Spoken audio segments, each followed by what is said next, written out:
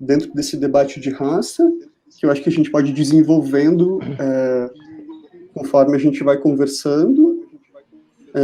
Super quero ouvir vocês, e eu acho que a gente pode começar a nossa programação, então. Todo mundo tá ok para a gente começar? Ok. Podemos? Então tá, como está na nossa descrição do evento, é um debate interdisciplinar, onde a gente vai conversar, mas também vai ter apresentações. E para abrir, eu convido o Ronaldo para compartilhar o que ele tem para apresentar hoje para a gente. Boa noite a todos, todas e todos. Agradecer o convite do Jeff. Muito bacana essa mesa, esse tema, esse recorte para falar de HIV, né? Bom, a gente combinou, o que eu vou fazer aqui é uma espécie de abertura, né? Eu tenho há um tempo, há alguns anos, assim, desde que eu fui atravessado pelo diagnóstico, né, de HIV positivo, eu de alguma forma fui elaborando e entendendo que eu precisaria falar, ou precisaria trazer esse assunto para dentro da arte, porque de alguma maneira era isso que eu sempre fiz. Assim. Deixa eu só resolver um negócio aqui. Acho que assim. Vocês continuam me ouvindo assim? Tá bom. E aí, de um ano para cá, eu tenho me debruçado sobre a construção de um projeto, de uma peça, que eu estou chamando de uma peça-palestra, sobre o HIV e sobre uma perspectiva de pensar o HIV a partir da ideia de uma história social dele e sobre como os estigmas que atuam sobre esse corpo positivo são construídos. E aí, a ideia aqui hoje é compartilhar com vocês o prólogo dessa peça, né? Porque a ideia é uma peça-palestra, então eu brinco com a ideia da palestra e vou subvertendo os termos, né, os elementos da palestra numa perspectiva, digamos assim, teatral, né? Então, eu vou fazer a leitura desse prólogo como uma espécie de ofertar essas palavras, uma espécie de ritual aí de abertura de caminhos para a discussão dessa mesa aí tão bonita, tá? A peça palestra chama A Doença do Outro. O ator recebe o público. Em cena, a gente vê uma mesa de madeira, uma cadeira também de madeira, em cima da mesa alguns papéis, livros, um microfone apoiado em um pequeno suporte, um jarro de vidro com água e um copo ao lado. Vemos também ao lado da mesa um microfone com pedestal, um projetor de slides no chão, daqueles antigos, um retroprojetor e um projetor de mão e uma mesa de som. Todos esses dispositivos serão manipulados pelo próprio ator em cena. No prólogo, o ator, após receber e acomodar o público, senta na mesa, calmamente liga o microfone e apenas fala. Boa noite. Eu gostaria de começar esta noite lendo um trecho deste livro. O ator pega o livro, abre na página marcada e apenas lê. A doença é a zona noturna da vida. Uma espécie de cidadania mais pesada. Todo mundo que nasce no mundo tem dupla cidadania. Uma no reino dos sãos e a outra no reino dos doentes. Apesar de todo mundo preferir só usar o passaporte bom, mais cedo ou mais tarde, invariavelmente, por um período que seja, imigramos para esse outro lugar, nos tornamos esses cidadãos doentes, adoecidos, enfermos, de segunda classe. Carimbamos o passaporte ruim. Acaba a leitura, o ator fecha o livro, desliga o microfone e continua falando com a plateia. Ora sentado, ora em pé. É assim que a Susan Sontag, pensadora americana, inicia o seu ensaio intitulado A Doença e Suas Metáforas. neste livro escrito por ela para dar conta do seu próprio adoecimento, para dar conta da sua experiência diante de um câncer que a acometeu na década de 70 do século passado. Esse livro da Sontag é uma tentativa de falar sobre essa experiência, assim como essa peça é uma tentativa de falar sobre uma experiência, sobre o atravessamento que toda experiência provoca. Não é sobre o câncer em mim, é sobre o vírus em mim, é sobre cruzar a fronteira, é sobre começar a usar o passaporte ruim que ela menciona. Essa peça seja, talvez, porque eu precisei pensar sobre tudo isso, porque o corpo adoecido precisa pensar sobre si mesmo, precisa falar sobre si mesmo. Não é a ciência que nos pensa. A ciência, quando muito, projeta soluções para aquilo que nos habita enquanto seres adoecidos. Mas ela não pensa sobre nós, ela age sobre nós. E enquanto a ciência trabalha o corpo adoecido, esse corpo vetor, ele continua caminhando pela cidade, cruzando cotidianamente com a violência dos passaportes bons. E com que soberba eles nos olham, os cidadãos detentores desta cidadania boa, sem entender que é precisamente apenas uma circunstância que os distingue, frágil como toda circunstância. Esta peça é sobre esse confronto. Eu sonhei que essa história que vai acontecer aqui agora, numa espécie de jogo testemunhal, que eu espero não ser passivo, no sentido de que eu preciso que vocês se desloquem, que eu espero que não seja autoindulgente, no sentido de que é preciso que eu também me desloque, porque eu preciso que não seja confortável. Eu sonhei que essa história que eu preciso que não seja passiva, nem autoindulgente. Eu sonhei que essa história que eu preciso que seja feita de deslocamentos desconfortáveis. Eu sonhei que essa história seria um filme. Eu sonhei muitas vezes com um filme dessa história. E não apenas porque eu acho o cinema bonito. E eu queria que essa história fosse bonita. Mas porque o cinema foi, ao longo de todos esses anos, o lugar que produziu em imagens o horror da minha própria história. Antes mesmo dela ser minha. Ou melhor, ela já nasceu sendo minha. Estávamos predestinados a sermos um do outro. Antes mesmo de acontecer. Eu e a minha história. Eu era dela e ela era minha. Mas o cinema, ele definiu como a minha história seria contada. A minha própria revelia. Ele decidiu como ela seria lida por todos, a minha história. Foi ele, o cinema, que decidiu, por exemplo, a trilha sonora da minha história. Eu queria um samba. Ele foi lá e gravou uma ópera. Ele decidiu tudo. O protagonista, os enquadramentos, a edição, as imagens. Ele se apossou da minha narrativa. E é por isso que eu sonhei que essa história seria um filme, ainda que fosse teatro. Porque eu queria pegar todas essas imagens e devolver a ele, ao cinema, a minha história, em retribuição. E é por isso que eu decidi que durante esta peça eu devolverei a vocês cada frame. Enquanto eu falar cada frame, enquanto eu dançar cada frame, enquanto eu calar cada frame, projetados sobre mim como se eu e vocês nós estivéssemos numa montanha-russa desgovernada, até que as retinas de vocês se cansem de tal forma que não haja outra saída para vocês senão a de vomitar esses negativos. Desculpem, eu falei que precisaria ser desconfortável, porque é preciso ao menos dividir esse desconforto. Ele não pode ser só meu, ele não pode ser só nosso, entendem? Então eu preparei essa espécie de anti-homenagem ao cinema.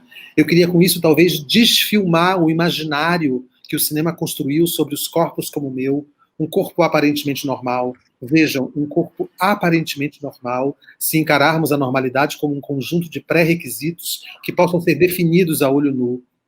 Mas o que define um corpo como o meu não se vê a olho nu. Um vírus não se vê a olho nu. HIV não se vê, não está à mostra, não é perceptível a princípio, mas nem sempre foi assim.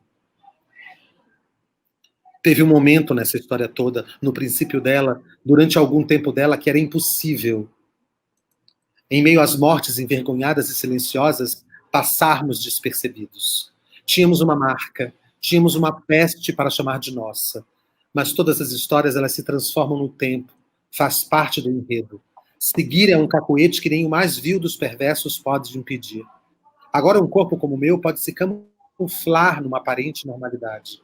Agora um corpo como o meu poderia, se quisesse, nem estar aqui diante de vocês falando sobre isso. E há quem diga que isso é uma coisa boa, poder manter escondido aquilo que me define. Alguns chamam isso de avanço. Poder se dar ao luxo de não precisar dizer e seguir todo um protocolo privado que diz: mantenha-se vivo, mas mantenha-se em silêncio. Essa não foi a minha escolha. Há até quem diga, pasmem, que o vírus não me define, mas não é verdade. Eu digo que não é verdade sem nenhum problema, porque não é sobre dor. Essa peça é sobre isso, sobre o fracasso de todos os armários, sobre a falsa ilusão do silêncio como um antídoto, de que o silêncio me protegeria da violência que o medo do outro gera. Não há nenhuma vantagem no silêncio. O silêncio corrompe, o silêncio apequena, o silêncio mata, conivente como canivete. O silêncio não te impede de virar o outro. No dia 12 de julho de 2014, eu virei o outro. Talvez tenha sido antes, ou melhor, foi antes. Mas antes eu não sabia. E quando você não sabe, você não é o outro. O outro está ali, mas negar o outro faz você viver a ilusão de não sê-lo. Como se negar o outro fosse a mágica que o fizesse desaparecer. Há quem tenha preferido morrer do que virar o outro. É o último ato de desespero porque a gente sabe que não se pode negar uma descoberta. Ainda que você jogue a descoberta no fundo de uma gaveta qualquer e engula as chaves, pouco importa. A descoberta é precisamente virar o outro. Este é o resultado que encontrei na web. A descoberta é precisamente virar o outro, o estrangeiro, o terrorista. Quando você descobre o HIV, você vira o outro. Não tem volta. Você está fadado a ser esse outro. E ser o outro tem um preço. Essa peça é sobre a tentativa de contar a vocês sobre esse preço e dividir este preço em parcelas iguais para cada um de vocês que vieram e estão sentados aqui esta noite. Agora, sim, nós podemos começar. Obrigado por terem vindo.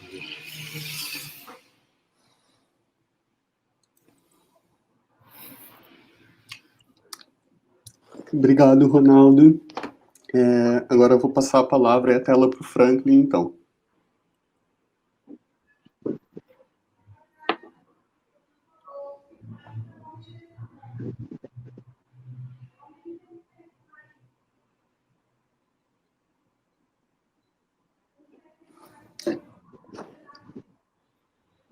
Franklin, seu microfone está desligado.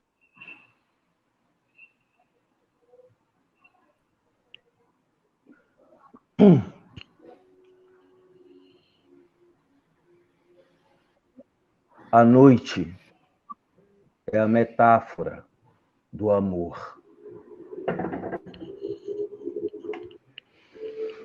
E eu vou dando linha, uma linha que parece não ter fim. Vou costurando minhas fissuras, minhas feridas, vou me ligando ao mundo,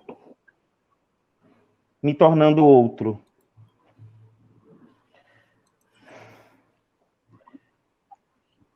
Não há de ser fácil. Não há de ser fácil. Vou desfazendo os silêncios e me tornando barulho. Eu vou sim amar mais, quebrar protocolos, gozar mais. Eu vou amar tudo, inclusive o HIV e o vírus. Eu vou amar a AIDS, inclusive o HIV e o vírus da AIDS.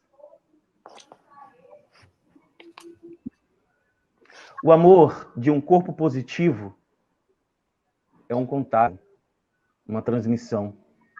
E começa todos os dias com sua primeira dose.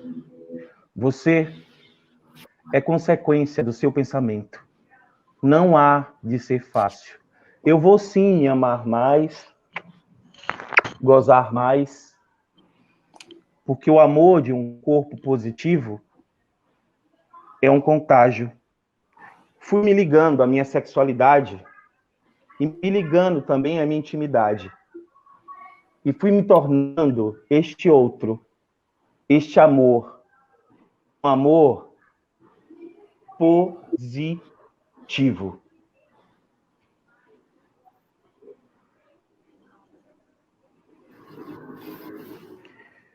complementando o Ronaldo, que foi meu primeiro atravessamento, já faz pelo menos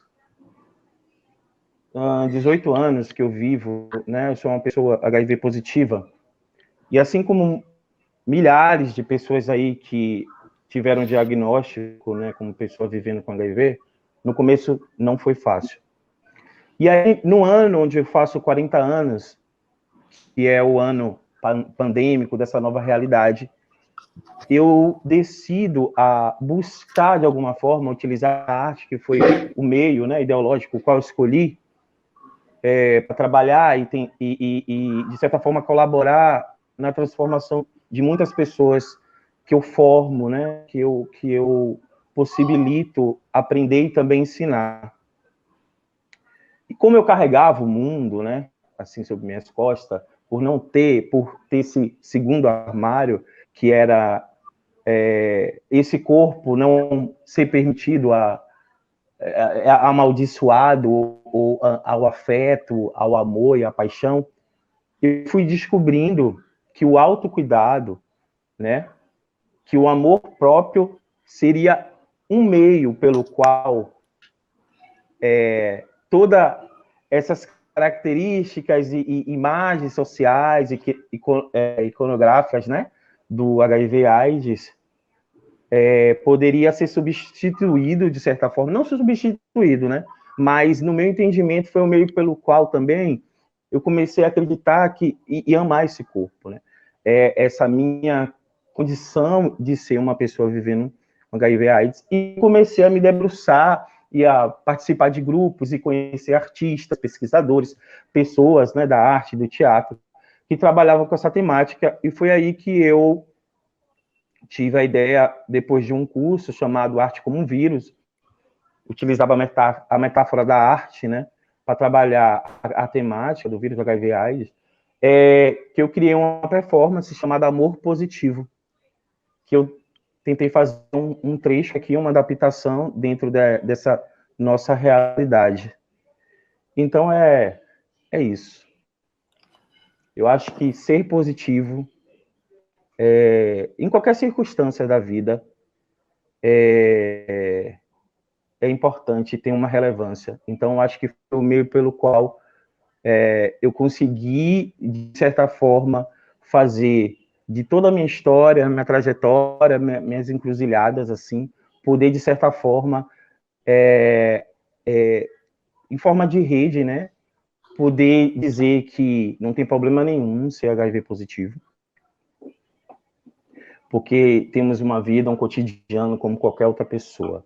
E o mais importante disso é que estamos vivos e que ainda é necessário demais que a gente lute por políticas, por uma cura, porque faz 40 anos, né, que a gente vive a pandemia e até hoje nada de vacina.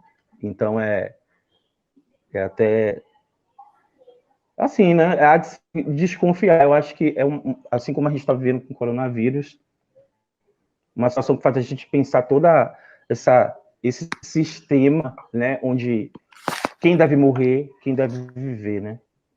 Enfim, é basicamente isso. Eu sou Franklin Rocha, educador, performer, artista, ativista, e é isso. Obrigado, Franklin. Super obrigado.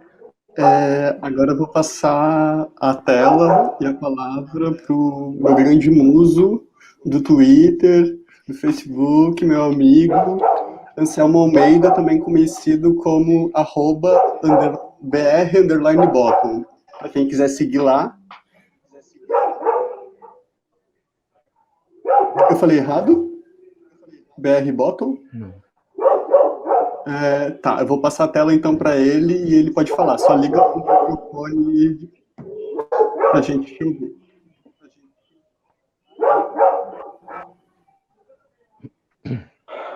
Oi, meus amores. Eu sou o Anselmo Almeida. Tô com 36 anos. 12, na verdade. 12 anos de HIV. E O HIV entrou na minha vida de uma forma, né, bem inusitada. Eu estava num relacionamento, né, eu era todo baunilhazinho, né, para quem não conhece o rolê, né, do sexo, do pornô. Baunilha é a pessoa que é adepta das coisas mais tradicionais.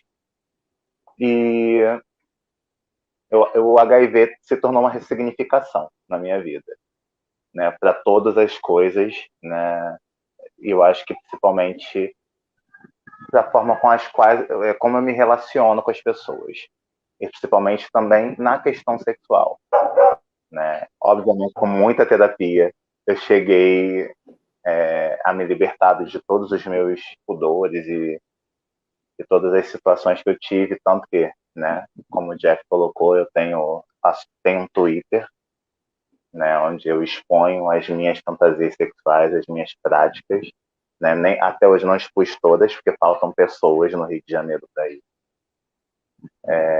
E falar sobre pornografia e HIV é um problema um pouco espinhoso, né? Para mim que estou no Twitter e para mim que para eu conceber essa questão do HIV é muito problemática. A gente vê que no próprio cinema, na própria pornografia, não se fala sobre HIV. Nós só temos 2 atores pornôs assumidamente positivos para HIV, que assumem e continuam na indústria.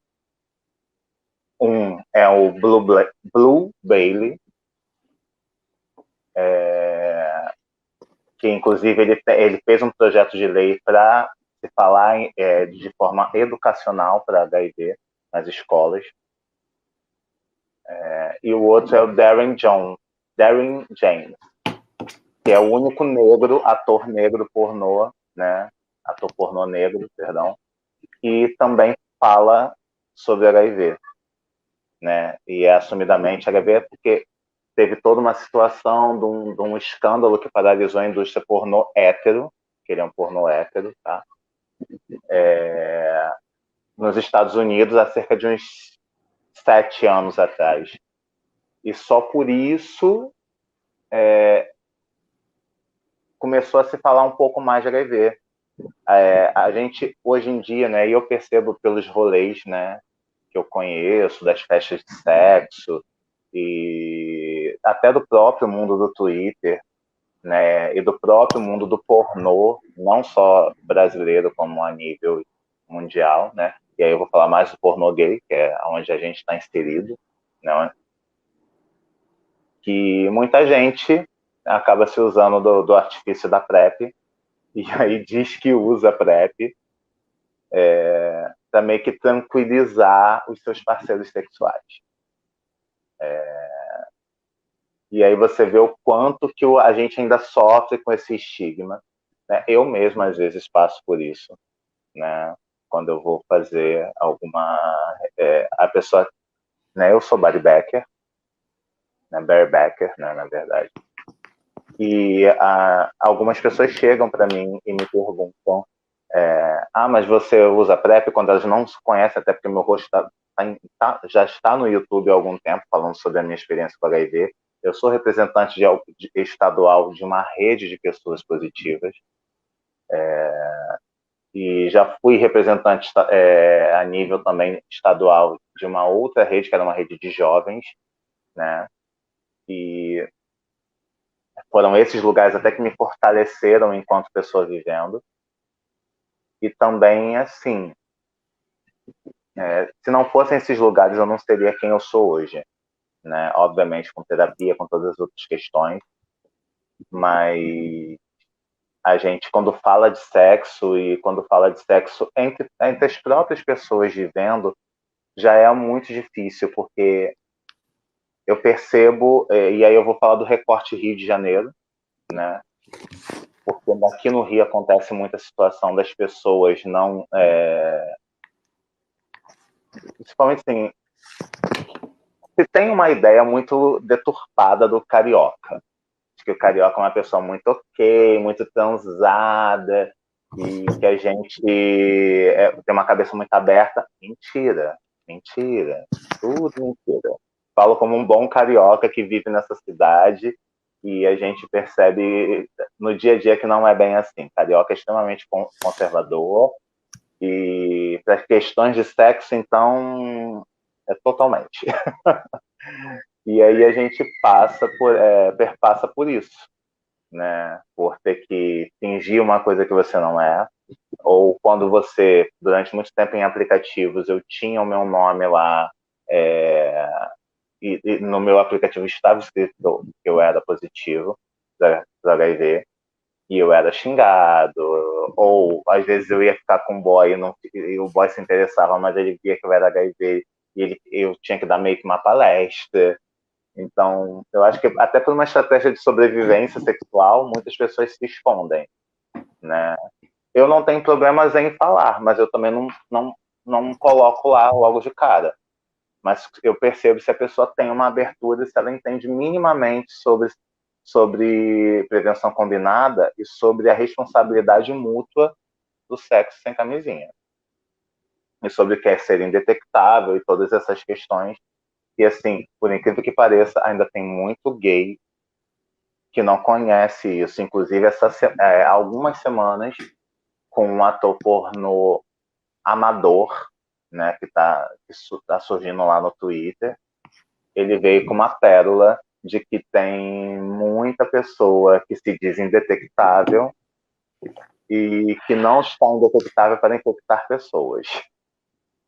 Né? Aí eu só tive que dizer, cara, a pessoa que decide fazer sem camisinha, se é que isso é verdade, que para mim isso é uma lenda urbana, né? Porque a pessoa que é indetectável tem orgulho de dizer que é indetectável, tem muito orgulho de dizer que eu sou indetectável. E eu acho que a pessoa que está fazendo isso, primeiro, quem está transando com ela tem a opção de usar camisinha. Se ela não usa, é porque ela também está correndo um risco, está se pondo em risco, não só em questão do HIV, mas com questão de todas as outras ISTs que a gente conhece. Né? E aí eu queria, né, agradecer já o convite do Jeff e ver essas performances maravilhosas do Franklin, do Ronaldo. Né? Eu sou apenas um questionador das práticas e fico muito feliz mesmo. Bom, é isso. Pelo menos a minha contribuição por hora é essa. Gente, que riqueza ouvir vocês. Super, super, super obrigado, assim. Queria pegar o gancho de um filme que é, na verdade, um clássico já sobre a luta do HIV, vários anos, que eu fui assistir somente essa semana, assim, aproveitei a efervescência do debate, dezembro, prevenção, luta contra HIV, que é o filme Como Sobreviver a uma Praga. Não sei se vocês assistiram já. E fiquei pensando muito, assim, as relações com Covid, e tava assistindo com um amigo, ele, nossa, como nos anos 80 era muito difícil. Aí eu falo, nossa, você acha que mudou muita coisa hoje em dia, né? Tipo, os massacres do governo e a gente só se fudendo e se fudendo e se fudendo. E você pensa, nossa, que foda, que foda, que foda. E aí daqui a pouco Não é você a foda boa. E não é a foda boa. E aí daqui a pouco você olha, no meio dessa fodelança toda, era, sei lá, o filme quase todo protagonizado por pessoas brancas, sabe? E aí você volta e pensa, tipo, pra hoje em dia, sabe? Quem que tá falando sobre HIV, saca?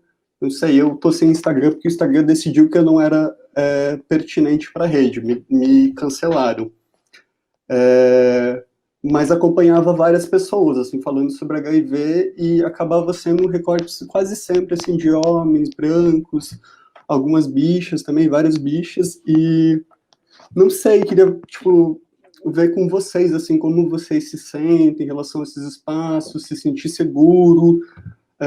São várias as camadas, né, que tem, eu acho que atravessam esses debates, e queria abrir para vocês, assim, para a gente conversar um pouquinho sobre, e depois acho que a gente poderia abrir um pouco para o público também, para interagir um pouco com, eles estão falando aqui no chat, aí podem direcionar um pouco mais as perguntas para cada um ou para todos, e a gente vai lendo conforme as possibilidades aqui. Pode ser? Pode ser, posso falar? Posso fazer uma... Então, assim, eu não me sinto, na maior parte das vezes, obviamente, que não me sinto, na maior parte das vezes, representado pelas pessoas, né, pelos YouTubers que falam muito, né, pelos Instagramers que falam sobre HIV, na grande maioria das vezes, porque, assim, apesar das vivências serem muito parecidas, por exemplo, um corpo branco nunca vai sofrer o estigma que eu ou o Franklin vamos ter acerca do HIV.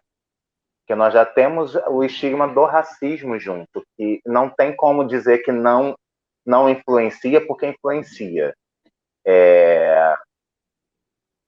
Eu ainda ouço em rolês de sexo a questão do sujo, e com gente que faz uso da PrEP, entendeu? E aí, quando é um corpo negro, é mais pesado ainda. É bem pesado, porque nós somos corpos periféricos, nós somos corpos que são expulsos de comunidades periféricas. Por exemplo, eu posso dizer que isso acontece no Rio de Janeiro, tá?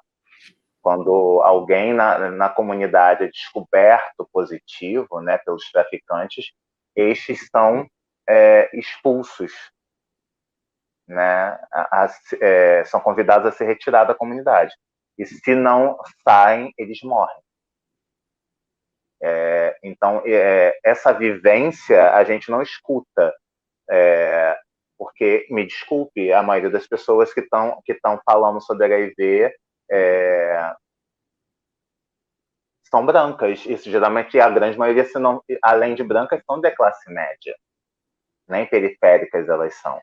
E ainda ocorre, e aí vem sempre aquela, eu sempre tento me fazer de advogado do diabo, mas tá, por que essas pessoas pretas vivendo não estão falando também de HIV? Porque é muito mais difícil para o preto, para o homem negro, gay, que tem toda uma carga de preconceito, porque a gente sofre preconceito por ser preto, por ser gay. Dentro do movimento negro, a galera, quem conhece, sabe que é difícil se autoafirmar gay, ainda mais se for que aí a gente tem uma dicotomia dentro do universo gay preto, que é você ser o gay preto e você ser a bicha preta. São duas coisas completamente diferentes. E a gente vai perpassar por isso. Porque se você é o gay preto, você ainda é mais ou menos assumido, aceito, né? Aceito pela galera, porque você tem uma postura masculina, tem toda uma questão. Agora, se você é a bicha preta, você é a bicha que dá pinta, e que graças a Deus temos ela, e que eu adoro ser uma bicha preta, apesar de não parecer com essa cara aqui, mas eu sou uma bicha preta com muito orgulho. As pessoas tendem a rechaçar. E eu percebo que a gente vai ter todo um medo de você. Você é a bicha preta, você ainda é HIV positivo. E como é que no dia a dia... Porque, assim, uma coisa é você tá na classe média, vai falar, e a classe média está um pouquinho mais ok para entender sobre isso. E a classe média é um pouquinho mais cínica e hipócrita e vai guardar para si o que ela pensar de errado sobre você. Agora, na periferia, você vai ser apontado.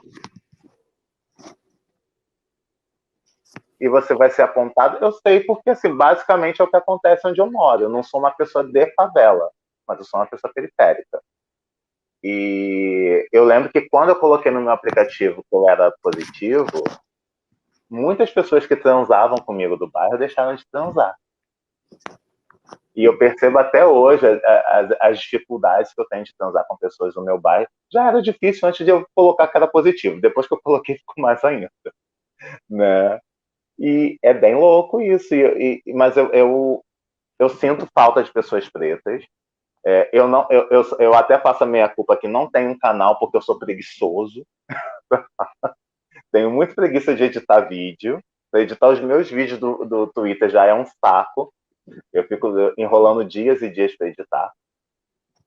quiçá fazer um vídeo falando sobre HIV, que eu vou ficar falando horas e horas e horas. Mas eu acho que a gente pega muito nisso, né? De ter um reforço da autoestima do homem preto, ainda mais do homem preto gay e do homem preto gay positivo. Que nós somos a parcela, né? Está se falando que está se morrendo menos de HIV, mas quem está morrendo menos são as pessoas brancas de classe média. O preto ainda está tendo pouco acesso à informação. Assim, a PrEP há pouco tempo chegou na periferia aqui do Rio de Janeiro. E tem muita gente ainda vem gente perguntar de PrEP para mim. E isso assim, eu ainda moro na zona norte do Rio de Janeiro, que é uma área periférica, mas é uma área periférica que a galera ainda tem um pouquinho de entendimento de alguma coisa. Agora, se for uma área periférica muito mais longínqua, como uma Baixada Fluminense, ou uns bolsões de pobreza que tem dentro da própria capital carioca, as pessoas não estão as pessoas estão preocupadas primeiro com se alimentar. Depois elas vão pensar em PrEP e depois elas vão pensar em qualquer outra coisa. Então, eu acho que tem todos esses atravessamentos, né? E eu penso muito nisso. Bom, é isso.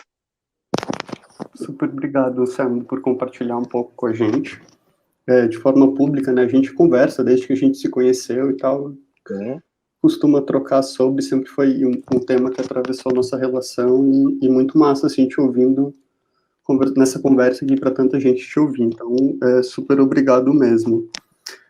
O Franklin ou o Ronaldo gostaria de falar, pegar o gancho? Eu acho que o Ronaldo vai falar agora e depois eu falo. Massa. Tá? Não, acho que, sim, pegar um gancho, porque eu acho que o Anselmo falou coisas tão importantes, tão pertinentes, assim. Eu acho que existe a arte, ela é muito responsável por isso, né? Porque a arte, de alguma maneira, ela é um referencial de representação, né? Das coisas, né? E aí a arte também se debruça sobre a história dessa epidemia, que é uma epidemia que dura no tempo, né? Então a gente está diante de uma nova pandemia, né? Que é a pandemia do coronavírus, e a gente consegue perceber várias diferenças, assim, para pensar o que significa uma pandemia, uma doença como a AIDS, que dura no tempo, né, como experiência. Porque a gente está enfrentando a pandemia do coronavírus há menos de um ano, né, e a gente já está falando de vacina, a gente já vai começar, né, a gente já vai começar a rolar uma campanha de vacinação, você já tinha exame um mês depois. Quando a gente pega a pandemia da AIDS, são 2 anos para descobrir o que causava, para descobrir o vírus, né? São 3 anos para descobrir um teste, para detectar. São 4 anos para uma figura de poder público falar a primeira vez, publicamente, a palavra AIDS. Então, assim, é muito diferente. Tem muitas semelhanças, né, na maneira como as pandemias elas vão sempre culpabilizar os corpos doentes, né, as vítimas, mas tem muitas diferenças. E eu acho que a arte foi se debruçando, né, nesses 40 anos da história da epidemia, construindo, primeiro, uma espécie de referencial obsessivo com a primeira década. Então, a gente tem a grande maioria das nossas referências no cinema, no audiovisual, já tem a ver com essa década, a chamada geração perdida, né? O boom das mortes, a catástrofe. Eu até entendo que isso, quando você pensa em arte, você fala assim, nossa, tem aqui os elementos que interessam, né? A você fazer um filme, né, que vai falar. Mas isso vai gerando também uma coisa que, assim, a gente, são 40 anos de epidemia da AIDS, né? São 40 anos de HIV. A gente precisa ter outras referências no lugar. E essas histórias, além de serem obcecadas por um período histórico específico, que é o período mais trágico da epidemia, ela também foi, como a Anselmo disse, contada basicamente pelo olhar do corpo branco, do gay branco de classe média, americano ou europeu. E aí você vê muitas poucas referências. Por isso que eu acho o Pose, por exemplo, uma coisa muito importante, assim, uma série Acho que é uma das coisas mais importantes, assim, em termos de representatividade que aconteceu nos últimos anos, assim. Porque é uma série que, enfim, coloca o ponto de vista da epidemia a partir de corpos latinos, corpos pretos, corpos trans, entendeu? Que foram populações duramente atingidas, grupos, historicamente vulneráveis, né? Então a gente continua, eu fico pensando assim, que todos esses avanços que a epidemia, que a ciência trouxe, ela também produziu, inegavelmente, ela mudou a cara da epidemia, ela trouxe qualidade de vida para as pessoas vivendo com HIV, mas ela também trouxe uma coisa, um paradoxo, que ela possibilitou que a gestão da epidemia fosse ficando cada vez mais privada e neoliberal. E isso acontece, e quando isso acontece, esse silêncio, as pessoas vão se silenciando, porque cada um vai lá. Quando eu falo gestão privada e neoliberal, o que é? Você vai no seu médico, você faz os seus exames, você vai na farmácia, pega os seus remédios, você toma, e aí você está tudo bem com você não precisa falar sobre isso.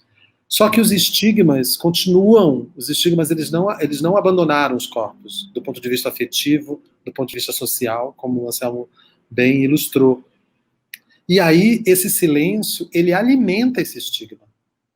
Então, a gente só vai conseguir quebrar esses estigmas que insistem em se manter quanto mais a gente conseguir normalizar e quanto mais a gente vê corpos positivos falando sobre as suas experiências.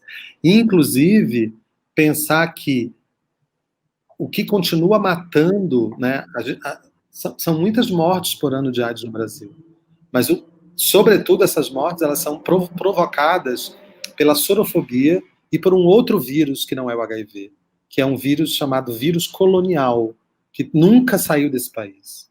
Né? Todos os vírus que chegam aqui precisam compor com esse vírus. E esse vírus colonial é o quê? É o racismo, é o machismo, é a misoginia, é a transfobia. Né? Então, os corpos que continuam morrendo de HIV são os corpos que historicamente sempre morreram. Os corpos pretos, os corpos trans. Né? Então, a gente precisa falar sobre isso. A gente precisa falar sobre acesso e adesão ao tratamento. E a gente precisa falar sobre indetectabilidade como privilégio. A indetectabilidade é um privilégio. Ter acesso ao tratamento, conseguir uma adesão a esse tratamento, porque estar indetectável tem a ver com ter acesso e manter o tratamento. Né? Isso acontece graças a um privilégio, porque nesse país a gente tem o acesso ao tratamento, ele é universal e gratuito. Isso está lá, no papel. Mas, na prática, o que significa ser universal e gratuito? É universal e gratuito para quem? Para que corpos? Entendeu? Porque a gente tem que falar sobre isso. Né? A discussão da PrEP precisa sair do viés neoliberal branco, que cada vez mais... isso tem me irritado muito. Eu tenho várias pessoas queridas que militam pela PrEP, mas elas precisam militar melhor. Elas precisam militar além da ideia de discutir PrEP, só discutir as relações sexuais não convencionais. Fica uma discussão tipo assim, eu tenho o direito de transar sem camisinha, não, mas você não tem. Aí vem a outra bicha e fala, não, mas você esquece que tem as outras ISTs, como se as outras ISTs, gente, sífilis se pega fazendo sexo oral, e essa bicha não faz sexo oral de camisinha. Então, hipocrisia chegou e ficou, né? E aí, mas fica essa discussão. Quando a PrEP devia ser discutida, isso que o Anselmo fala, só agora a PrEP está chegando na periferia. A PrEP não vai para os corpos das travestis que estão na rua, se expondo a toda sorte se expondo muito mais, né? Porque é o trabalho, enfim. Muitas vezes elas não conseguem argumentar, né? Para usar o preservativo. Então a gente vai discutir nesse lugar, pensando o Brasil e todas as especificidades que o Brasil tem. E não ficar discutindo a partir, mais uma vez, desse corpo branco, que eu sou um corpo branco, estou aqui, inclusive, já falei demais, vou parar, porque eu aprendi tanto ouvindo o Anselmo, agora quero ver o Frank. Era só isso que eu tinha para falar, obrigado. Mas isso é importante, eu acho, Ronaldo, tu falar, porque a gente vê que a gente consegue falar sobre isso tudo, né? Sobre esses corpos, são corpos vulneráveis, são corpos à margem, mas que existem pessoas que têm a consciência, têm essa informação e se engajam, né? De todas essas demandas que a gente sabe que existe. É diferentemente quando essa informação não acaba chegando. Eu fiz um exercício, né, que foi bem interessante no curso, que era, tipo assim, 30 minutos de sorologia aberta. E eu não consegui fazer. Todo mundo fez. Tem até pessoas que não eram assim, né, para ver as reações, né, essa coisa que você fala do estigma, como é que seria. E eu fiz no aplicativo. Eu fiz essa experiência no aplicativo, no Grindr. E aí, algumas pessoas que me conheciam, ou pessoas que já ficaram comigo, falou, nossa, nego, pô, você abriu e aí, que legal. Nunca mais ficou comigo. Nunca mais sequer me viu. Eu entendo, porque eu entendo também esse lugar da solidão, da falta de afeto, não é uma coisa nova para mim. Entende? Então, eu procuro entender mesmo, assim, tirar de letras, de boa.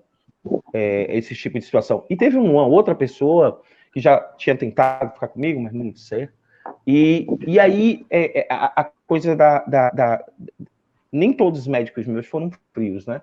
Mas ele era da área, acho, de psicanálise, e ele começou a fazer diversas perguntas para mim, né?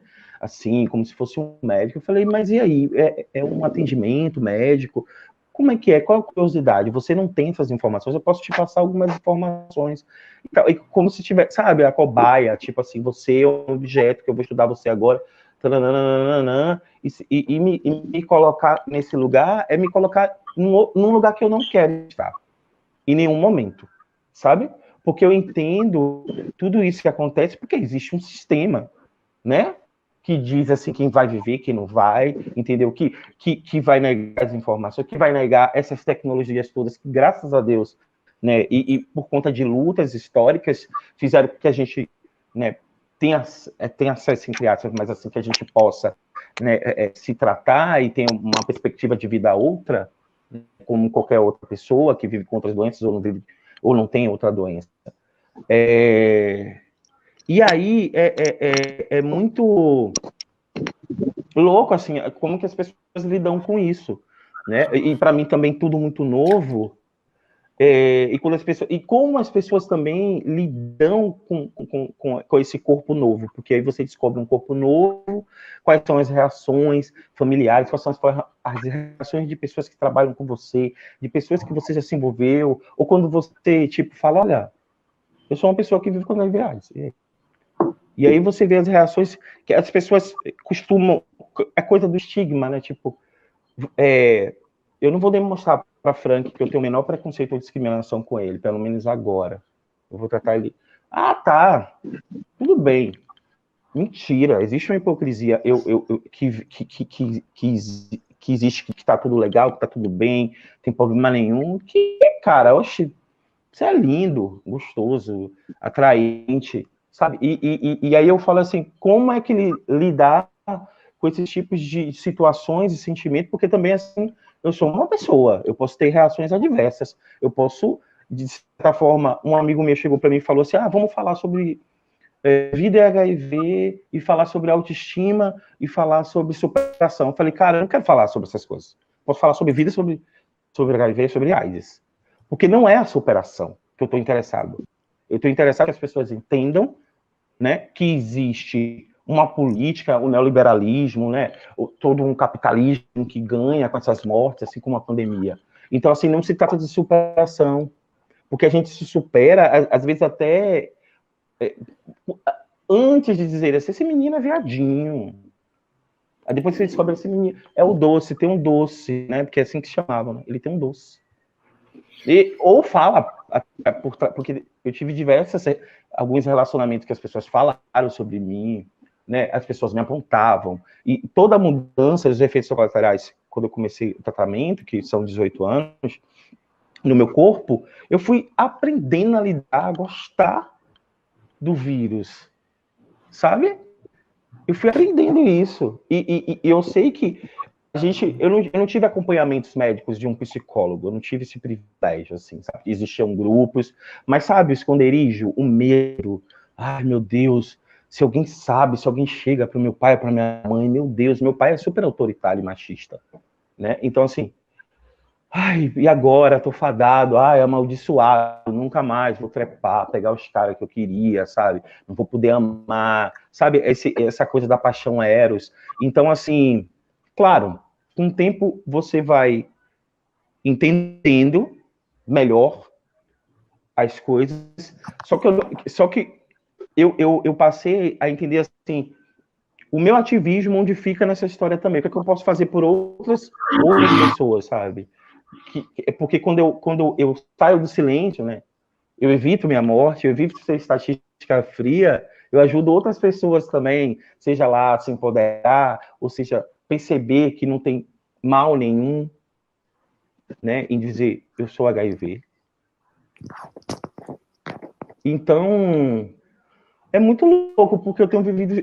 E nesse ínter, assim, eu observo falando sobre indetectabilidade, por exemplo, eu moro em Salvador, então eu já venho, assim, ouvindo PrEP, nunca usei, porque eu não sou indetectável. E diversas pessoas, assim, né? Eu fui convidado uma certa vez para um encontro. Quando eu cheguei lá, eram várias pessoas, surubão mesmo.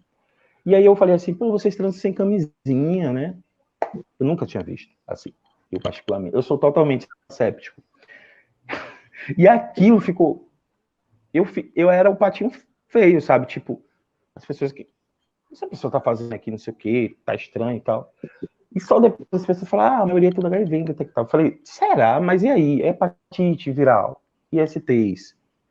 Tudo bem. Aí, e algumas pessoas até falaram assim, eu comecei a entender também que eu vou fazer as coisas sem culpa, porque é o meu corpo, e o seu corpo você cuida, né? Então, assim, eu não posso me culpar se eu tive uma relação, a camisinha estourou, ou se eu tive uma relação de risco. Eu tenho um maior cuidado mesmo, porque eu tive que... Eu aprendi, assim, a cuidar do meu corpo, e ainda se importar mais ainda com o corpo do outro.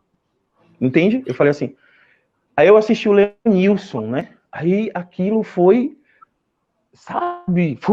Mais um atravessamento, aí mais um, sabe? E eu fui entendendo assim, acabou. Na minha narrativa e no meu corpo não cabe mais a culpa. E se algum dia você trepou comigo, tá, você quis trepar sem camisinha. Isso é muito difícil acontecer comigo, mas assim, enfim, já tive alguns deslizes e tal. Muito pouco nesse sentido, mas assim, tá.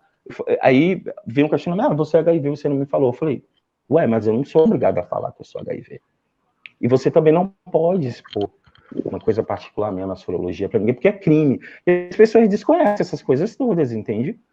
Então, assim, é o diabo da informação, que não é o diabo, né? Enfim, quando você tem informação, cara, a dimensão de entender tudo isso é muito maior. Então, ninguém vai dizer assim, este corpo, apontar o dedo, você não merece, você... sabe, que a gente já vem tomando essas porradas, porque eu tomei porrada pra caralho quando era criança, porque eu era um menino efeminado. Hoje eu sou mais machinho, mas gostava de dançar, de rebolar, sabe? A criança que rebola, que não pode botar um bambolê, que não pode brincar de baleado, sei lá, queimado, sabe? Mas eu aprendi a me defender também, porque, tipo, falava assim, ó, meu pai falava, não revida. Eu falei, meu pai não tem como revidar, porque eu vou apanhar da escola toda. E aí eu fui criando minha capoeira, né? Fui aprendendo, porque eu disse assim, não dá para ser pelo diálogo, eu vou ter que bater também, porque senão eu vou apanhar. Entende? Então, assim, eu sei, nessa trajetória, nessa encruzilhada, o quanto meu corpo foi perseguido, na família, apontado por pessoas, assim, sabe? E durante, assim, meu percurso, eu crescendo, criança, sabe? Eu tive que dentro desse sistema, eu tive que ficar masculino. E o quanto as pessoas, né, tem ódio ao feminino, né? O preto não pode ser feminino. O preto tem que ser viril. O preto tem que ser ativo. Ser passivo é demérito. Né? A ideia da descrédito, hipersexualização, né? O ultramacho, né? Objetificação, né? Eu já objetifiquei corpos pretos, eu já fiz isso, entendeu? E eu só vim entender depois. A pessoa falou pra mim, me objetificando. Eu falei, a gente tá no carnaval, mano. Você queria tanto ficar comigo, agora que eu tô te pegando, eu tô te objetificando? Não, que nada, negão. Chega aqui. Entende? Mas aí você vai entender depois. Então é isso, podcast do dia, né? Bom, obrigado, galera. Teve um pessoal aqui que fez algumas perguntas, eu acho que eu vou compartilhar aqui com a gente, e aí quem se quiser, sentir à vontade, pode responder primeiramente a Profânia Tomé. Esse apareceu, né? Uhum. Como eu, enquanto pessoa soronegativa, posso contribuir efetivamente na conscientização do HIV/AIDS e na propagação da informação de que indetectável é igual a intransmissível? Posso falar?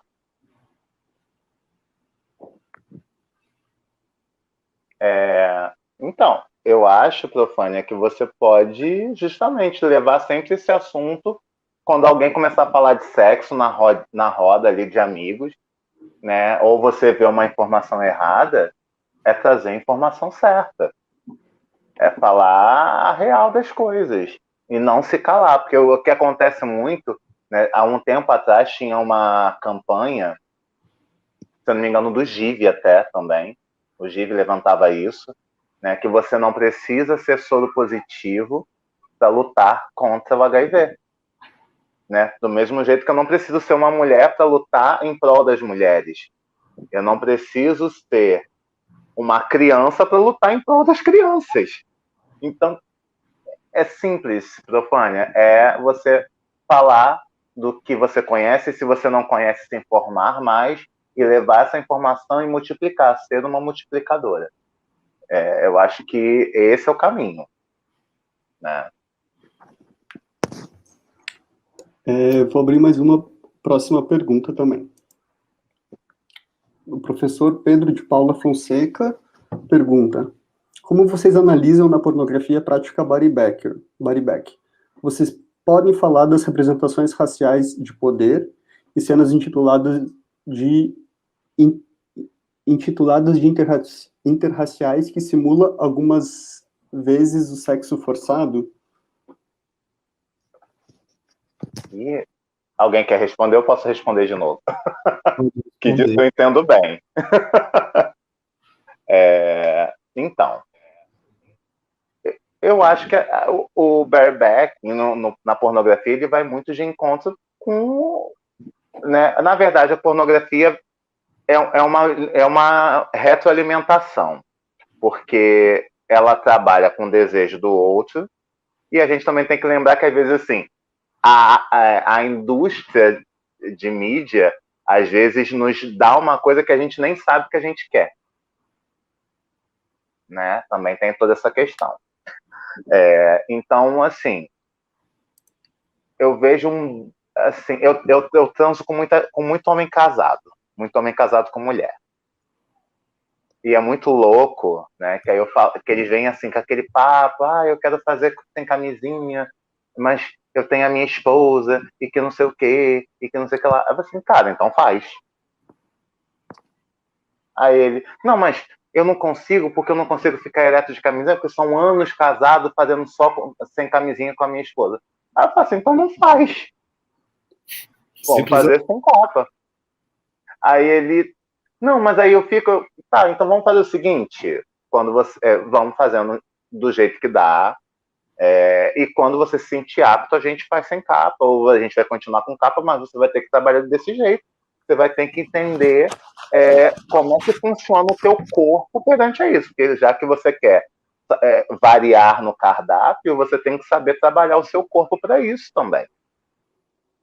E aí, quando a gente entra nas questões interraciais, a gente tem que lembrar que a indústria pornô ela é majoritariamente branca, as produtoras são geridas por pessoas brancas, geralmente as grandes produtoras são americanas e europeias. Então, elas vão olhar para o corpo negro como um corpo objetificado, hipersexualizado. Raramente a gente vai ver um negro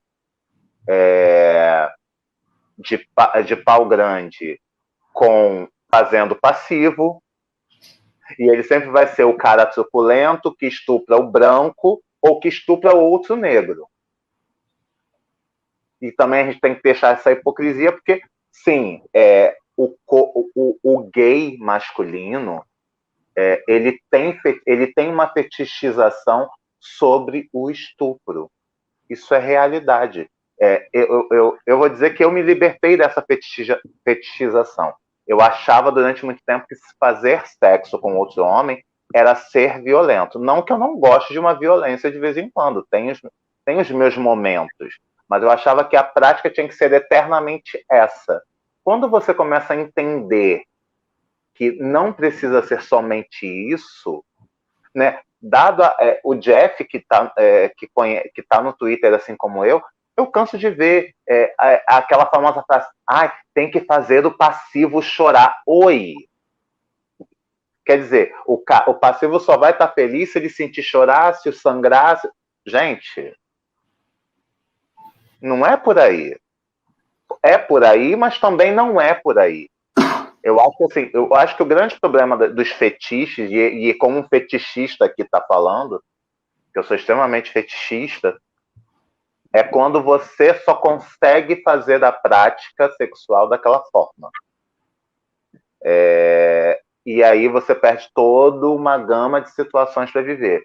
É igual o famoso, assim, a famosa pessoa assim que eu não, nada contra drogas, tá, gente? Eu não tenho problema nenhum com drogas algumas, inclusive adoro um poppers.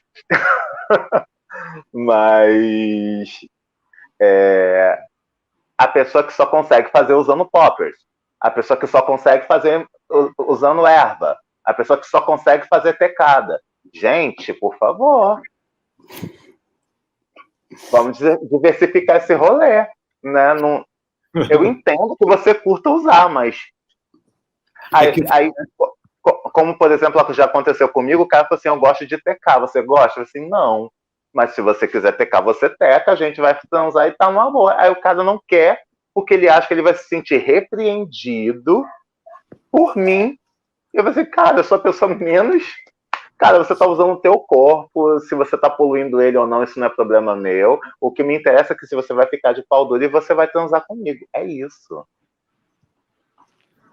É porque o fetiche é muito louco isso, né? Porque o fetiche, ele deveria ser algo libertário, né? O fetiche é uma experienciação de um alargamento do seu próprio corpo, assim, das suas experiências. Né?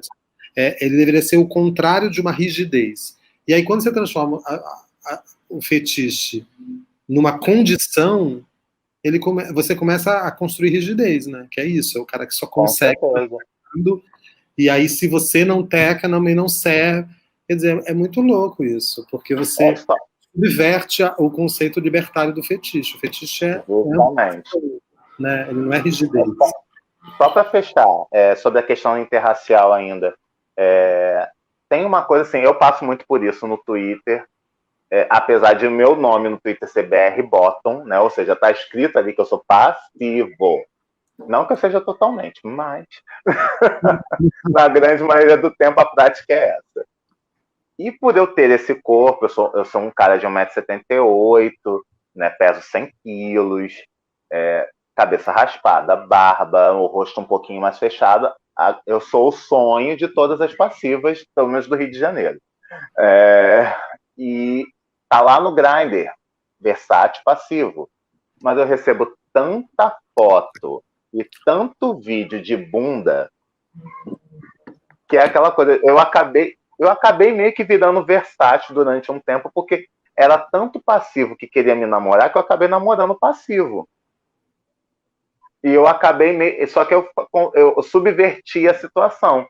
Já que você é passivo e vai me namorar, de vez em quando você vai ter que transar comigo. E vai ter que ser o ativo. Ué, você falou que é versátil? É versátil, pá. Mas eu acabei me tornando versátil, entendeu? Brincadeira. Foi uma imposição da sociedade. Mas você acha que a sexualidade, ela não... Não, eu acho que ela pode ser suas preferências, apesar de ser assim, prefiro ser versátil. De repente você se vê numa situação que, não, hoje poxa, eu quero me satisfazer, quero gozar. Então, não muda isso? Hoje em dia eu me vejo muito mais versátil. Eu me vejo versátil, mais passivo. Né? Pode ocorrer de eu me tornar ativo, mas não é uma regra. Eu entendo que também a gente entra na questão do falocentrismo, né? Eu entendo que o universo gay me levou a ser passivo, porque eu sou o caso do negro que não é dotado. Então, se eu não sou dotado para comer a gay branca, eu tenho que ser o comido. Então, durante muito tempo, eu me neguei também. Na minha cabeça, entrou na minha cabeça, eu tinha que ser passivo. Eu fui ser passivo, só que aí, quando eu posto um vídeo meu no Twitter sendo ativo, nossa, a minha DM lá no meu direct messenger, né, que é o messenger do Twitter, chove de passivo querendo ser RT, possuído por mim. Não, nem RT, vão todas na minha DM me chamar para transar. Não que não seja um problema, mas eu falo assim, tá, eu até transo, mas quando eu sou versátil, obviamente... E você, Jeff? Gente, que isso? Pra onde que a gente tá indo? Mas é basicamente isso, gente. Sobre essas questões interraciais, eu acho que é aquela coisa também. Eu acho que a gente também tem que fazer a meia-culpa e entender que, assim, os atores, os super atores pretos do pornô gay também tem que se posicionar enquanto a isso. Né? Enquanto eles não se posicionarem, a gente vai continuar perpetuando situações, só que está confortável para eles ganhar dinheiro, né? Sendo esse mito do homem preto devorador, né?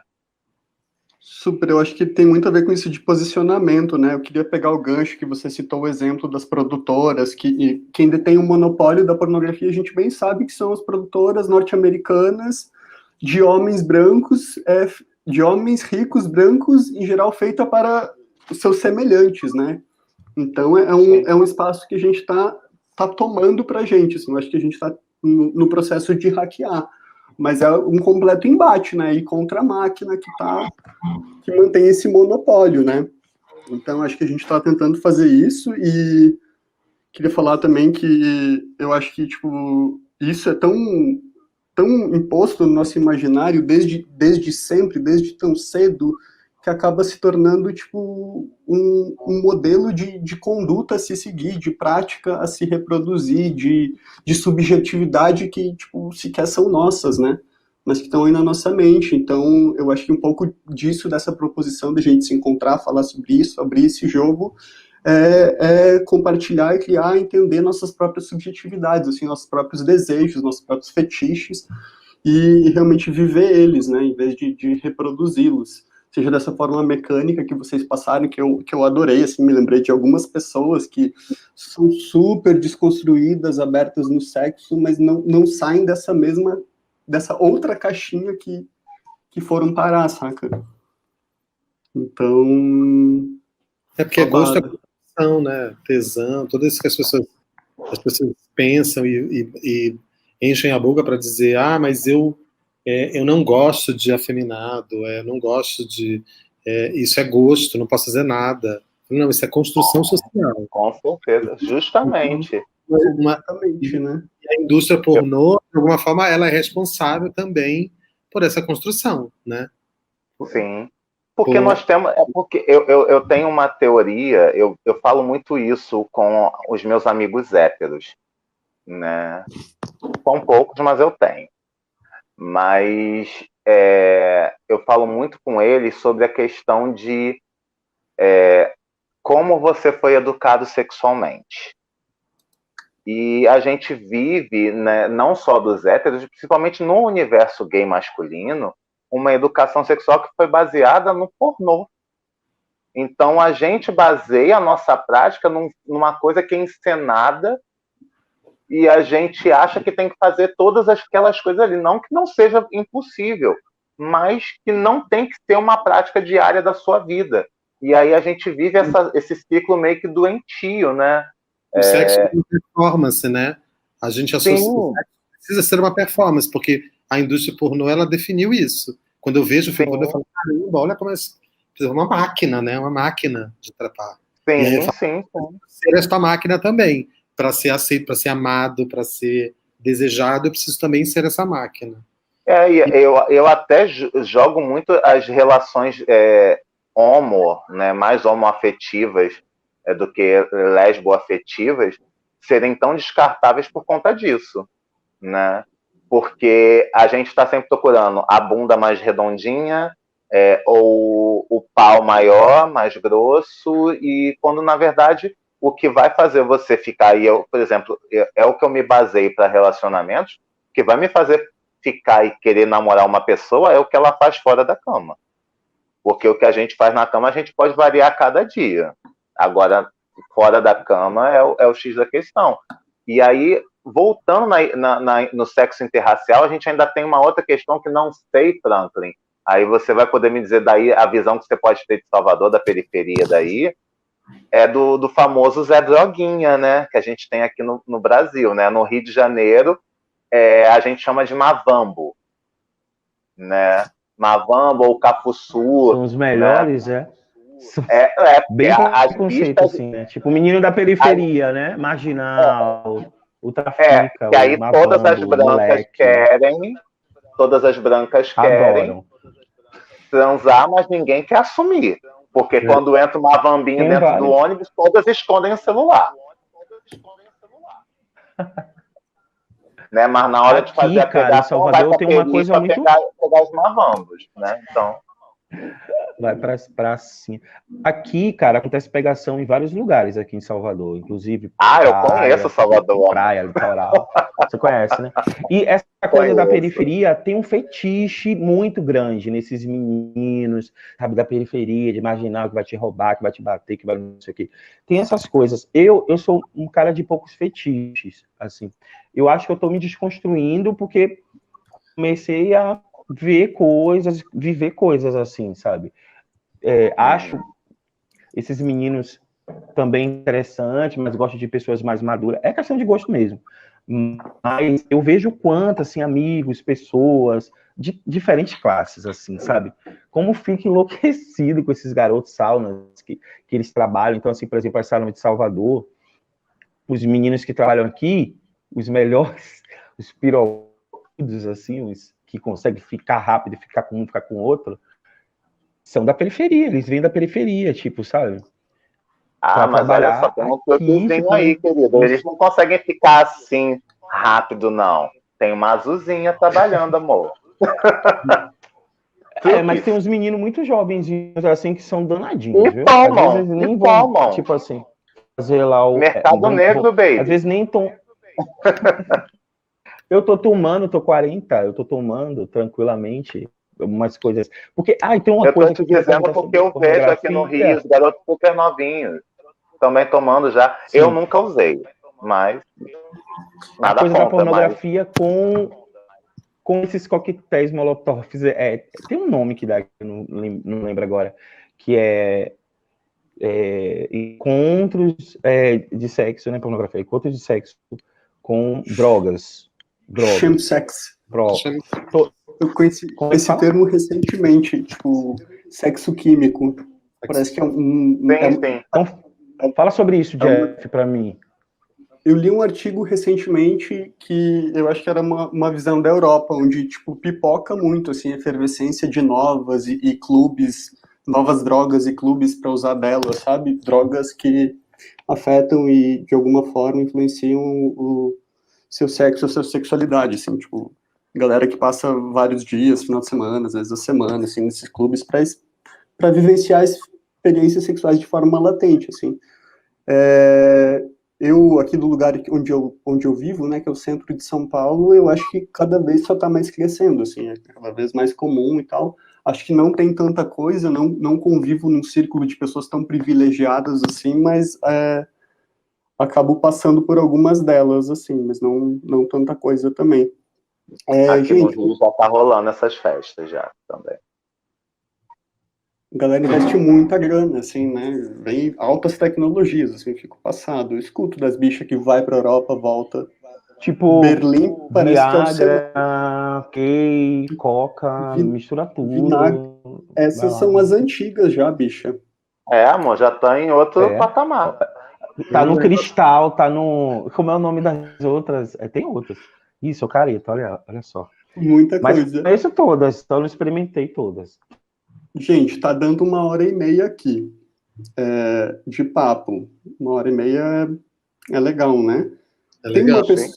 uma pessoa que fez uma pergunta, mas eu vou colocar aqui e a gente vê se consegue responder ou se já está respondida. Meninos, eu queria saber de vocês o que é mais difícil hoje na condição de soropositivo. Sei que existem várias respostas, mas gostaria de ouvir de cada um de vocês isso. Vocês acham, porque meio que é o que a gente está falando desde o começo também, cada um, né? Tem uma coisa que eu acho que é bem difícil, que é... A gente falou muito sobre estigma, né? Sobre sorofobia, né? Então, teve uma pergunta assim, o que eu posso fazer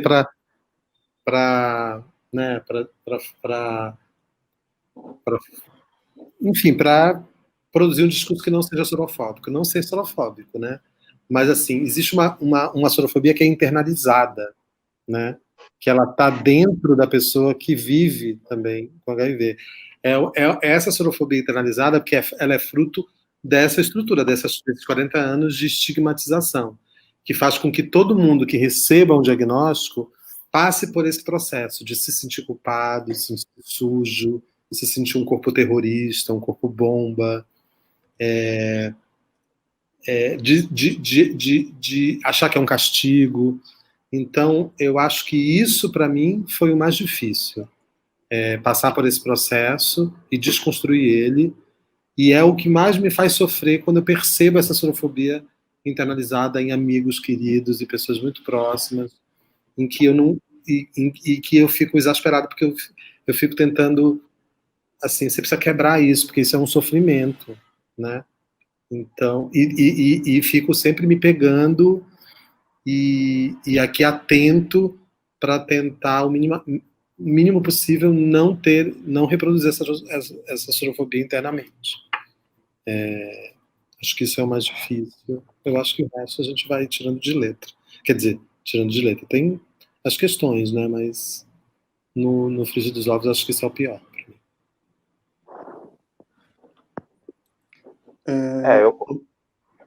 Não, pode falar. Não, eu ia perguntar se vocês queriam responder também, desculpa. Eu concordo com o Ronaldo. Tem isso, né? Eu acho que a gente ainda tem dentro da gente, né? Eu acho que quando a gente consegue romper com esse auto-preconceito, né? Esse auto-estigma, eu já tratei isso na rede de jovens que eu fazia parte, ou melhor, que eu ainda faço parte, só não estou mais coordenador, mas a gente já tratou isso do auto-estigma, né? De a gente não se reduzir a esse vírus, porque não se deixar reduzir, porque a gente já tem uma sociedade que nos reduz. Então, não vamos nos auto-reduzir. Deixar de olhar, porque, assim, para mim, eu nem falo mais ser, eu tento não falar mais ser vivendo com vivendo com HIV. Eu estou vivendo, porque um dia vai aparecer, se eu estiver vivo até lá, vai aparecer uma cura e eu posso deixar de estar vivendo com HIV. Então, eu não sou vivendo, eu estou vivendo. Então, a partir do momento que eu comecei a perceber que eu também tinha essa sorofobia internalizada, e eu comecei a me desconstruir disso, e é dentro da própria rede de jovens, que foi o lugar que me tirou de muitos rolês bem sombrios do HIV, desses auto-estigma e auto-preconceito, eu fui me tornando um outro ser humano. A minha vida foi se tornando mais feliz. Eu tinha problemas, por exemplo, em me relacionar, ainda tenho, mas hoje em dia eu preciso... eu já não tenho mais problemas em contar para alguém que eu sou uma pessoa com HIV, vivo com HIV. Eu não preciso mais, eu não tenho medo de que, como eu tinha antigamente, se eu contar, a pessoa vai me abandonar. Se eu contar, azar dela que me abandonou, perdeu um homão da porra, entendeu? E eu acho que tem que ser assim. Eu acho que a gente passa por um processo, quando a gente ressignifica o HIV, de um processo de autoestima, de buscar essa autoestima. E eu tive um processo 3 vezes, porque eu era um corpo gordo, um corpo negro e um corpo gay marcado pelo HIV. Então eu tive que buscar toda essa autoestima 3 vezes.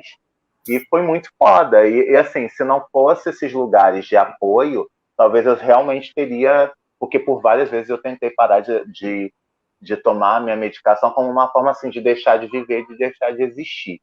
E eu acho que foi justamente esse fortalecimento e essa quebra, essa ruptura com esse autoestigma que eu tinha que me fez a pessoa que eu sou hoje, que eu me amo demais.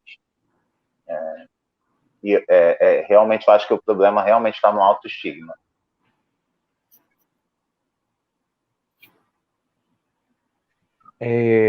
Eu não vou falar sobre a sorofobia, vou falar com uma coisa como é importante assim a gente buscar esses apoios desses lugares, dessas redes, de profissionais, né? Porque eu li alguma coisa sobre a questão de as pessoas, enfim, né, entrarem numa depressão depois que sabe, depois que está fazendo um tratamento, o quanto é importante essa questão da saúde mental, né? Eu acho que para todo mundo, assim, desse cuidado. E aí eu queria fazer uma pergunta bem otimista.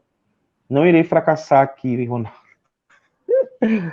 Acho que eu estou otimista. E, assim, a gente está vendo que está rolando, assim, muitas pesquisas, inclusive testes bem próximo, né, aí de uma vacina. E aí, por exemplo, amanhã, vacina do HIV. O que vocês fariam? O que vocês pensariam? O que vocês já iam? Não sei. É isso. Provocaçãozinha. Olha, nossa, difícil. Eu vou te confessar uma coisa. Eu não é uma coisa que eu perco tempo pensando. Real. Assim, eu penso muito mais no processo de como a gente constrói essa desestigmatização e como a gente faz as pessoas entenderem, porque assim, a questão do HIV é porque o corte é o sexo e é uma prática de sexo, quer dizer, o imaginário da epidemia lá no início do câncer gay, da peste gay, ela fica, né? Ela fica como um eco assim, assombrando, né? E realimentando esse estigma. A gente já sabe que não é peste gay, a gente já sabe que não é, mas assim, o HIV ficou colado a práticas sexuais dissidentes, né? A identidades que já eram consideradas doentes, né? Porque quando a AIDS surge, a homossexualidade ela era doença, estava lá na CID. Então, assim, as primeiras pessoas com HIV, os primeiros bichos com HIV, elas eram duplamente doentes, né? Elas eram doentes porque elas eram bichos, elas eram doentes porque elas estavam com o HIV. No caso, só com AIDS, né? Porque a experiência ali era quase sinônimo. Então, eu penso em como a gente desconstrói, né? Porque a minha mãe é diabética e tem pressão alta. Ou seja, ela tem 2 doenças crônicas. E a ciência cronificou o HIV. Cronificou a AIDS, né? E aí eu penso, por que a minha mãe pode falar abertamente sobre a sua diabetes, sobre a sua pressão alta, e isso não ela não sofre um estigma por isso, né? Ou pelo menos não no nível como os corpos positivos sofrem, né? Até existe aí ainda no imaginário que toda doença tem uma culpabilização da vítima, né? Mas então eu estou mais preocupado com isso. Eu acho que se isso acontecer, para mim já está de bom tamanho, assim. Eu não penso muito nisso. Assim, eu não vou mentir, penso. Eu fico num paradoxo, assim. Ao mesmo tempo que eu fico assim, opa, tem a cura. Né? Eu entro assim, tá, mas eu já tô tanto tempo, são 12 anos. Eu nem lembro. Eu lembro que eu sou vivendo com HIV quando eu tenho que falar sobre. Porque 90% do meu dia eu não passa nem pela minha cabeça o HIV.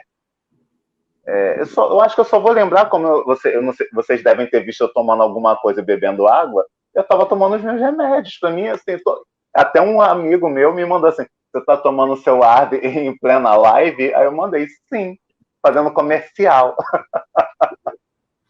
né? Porque, assim, para mim é tão comum, já virou tão parte da minha vida, né? Que eu não perco meu tempo assim, eu tenho que me esconder, Então, eu acho que eu vou me sentir estranho se falar assim, olha, você está curado. Eu vou ficar pensando assim, quando der 11 horas, não vai ser hora de tomar um remédio. O que eu vou fazer às 11 horas? Eu acho que eu vou ter que ter um novo processo. Então, me deixa do jeito que eu estou por enquanto, que eu acho que quem quiser a cura que vai buscá-la. Eu estou bem com os meus remédios no momento. Gente, que prazerzão ouvir vocês. Quero me desculpar assim, pelos meus atrapalhamentos meio cognitivos mesmo, tecnologia, tá? Enfim, expressão. Muito massa mesmo. Eu acho que de perguntas meio que se foram agora. Talvez tenha ficado alguma mais lá para trás, aí eu não vou conseguir achar agora no meio desse chat que tá grandão. Queria, enquanto pessoa que não é positiva, gostaria de divulgar mais uma vez para quem foi entrando de novo a vacina do Centro de Pesquisa lá do Hospital das Clínicas aqui de São Paulo. A vacina para bloquear o HIV que tem fase de teste, tá recebendo gente interessada a ser paciente. Eu colei mais uma vez aqui nos comentários o link de acesso para pré-triagem. Quem tiver interesse, só clicar ali, ou se puder compartilhar com pessoas que possam vir a se interessar também. É um pouco do que eu acho que eu me sinto capaz de fazer em relação ao HIV enquanto uma pessoa que não é soropositiva, mas eu acho que tô um pouco por aí, assim, agindo, e acho que esse tipo de proposição também me deixa super feliz de estar podendo fazer, e mais feliz ainda de que ela tenha sido aceita e que ela tenha acontecido, sabe? Que seja a primeira de várias outras, que vão ser melhores e maiores ainda, mas isso já foi muito massa, assim. Quero agradecer realmente, do fundo do meu coração e enfim, do meu corpo todo. Super obrigada mesmo. Valeu. Se vocês tiverem mais ganchos aí para a gente fechar, fiquem à vontade. E acho que a gente pode ir encerrando por hoje. E a gente continua nas próximas. Obrigado pelo papo. Gostoso. É sempre bom ouvir também, aprender a se deslocar. Eu adorei também, gostei bastante. Eu acho que a gente... Né, primeiro, né? Eu já segui o Ronaldo, então ouvir ele falar sempre é um prazer. E adorei ouvir o Franklin. Eu já tenho um pouco do conhecimento de algumas vivências de Salvador, porque eu sou filho de um soteropolitano, né? E de vez em quando estou aí pelas bandas de Itapuã, Amaralina. Vem quando? Olha, eu moro na boca do rio, pertinho, cara. Isso é um convite. Deu match. Por favor, né? A gente tem que dar esse rolê. Tem um local para ficar aí. O Ronaldo também. Obrigado. E o Jeff também. E olha, homenagem, já gostei. Opa. E assim, eu tô encantado pelas falas do Franklin. Por favor, quando quiserem, venham ao Rio, venham conhecer a periferia do Rio, que o Rio não é só praia, tá? Eu conheço. Eu conheço. Carioca, eu fui criado no Rio. Tô aqui em São Paulo. O Ronaldo é carioca. Olha, então você... Tijuca é outro caso. A Tijuca, ela sempre teve mania de Tijuca, gente. Sim, família. Mas é a Barra da Tijuca ou Tijuca? Não, Tijuca mesmo, Tijuca. Não, quem é da Barra da Tijuca também nunca vai dizer que é tijucano. Nunca, né? Vai dizer que é da Barra. Barra, moro na Barra. Então, também queria agradecer, assim, o Jeff pelo convite, assim, até desafiador, e o Anselmo, o Ronaldo, que assim, o mundo, assim, eu posso dizer, né, e muitos atravessamentos, né, lidar com tudo isso e poder saber, assim, existe essa pessoa que está falando sobre isso, eu posso estar nesse mesmo lugar que ele, e eu vou fazer isso também, sabe? porque eu acho que é essa aliança que faz com que a gente entenda que juntos, né? É meio assim, né? Clichê, somos mais fortes. Eu acredito, porque eu acredito nas lutas sociais, assim, e sempre eram em grupo, né? Então, acho que hoje o que a gente faz é justamente isso. Espero mais oportunidades ainda de poder estar, de certa forma, contribuindo na vida de todos vocês e de outros e outras. É isso, gente. Obrigado, Axé. Vou falar Axé, né, para todo mundo. Axé! Assim, quando puder, vem em Salvador para a gente ir no Candomblé, para a gente comer acarajé Adoro. e tudo mais. Vem. Demais. Vem para Salvador, que Salvador é fervo, hein? São Paulo é fervo, o Rio também, mas Salvador também fica atrás não, hein? Franklin, Eu adoro Salvador. Só não me mudei para ir porque o salário da minha área é muito baixo aí não dá. São Paulo e Rio é melhor. Mas Franklin cada vez que eu Anselmo, vou para aí, a minha vontade é de não ir embora. Franklin e Anselmo O estão Ronaldo ia falar alguma convidados coisa. também, quando estiverem em São Paulo, para passar por aqui, serão muito bem recebidos. E que massa, né, esse recorte não, essa possibilidade de estar fazendo esse encontro, tipo, uma pessoa lá em Salvador, outra pessoa lá no Rio, outra pessoa ali em São Paulo, quer dizer, aqui em São Paulo, eu acho que já dá um tempero gostoso. Vários temperos, na verdade, né? Com Nesse certeza. caldo. Que massa, então, gente. Super obrigado de novo. Beijo em todos.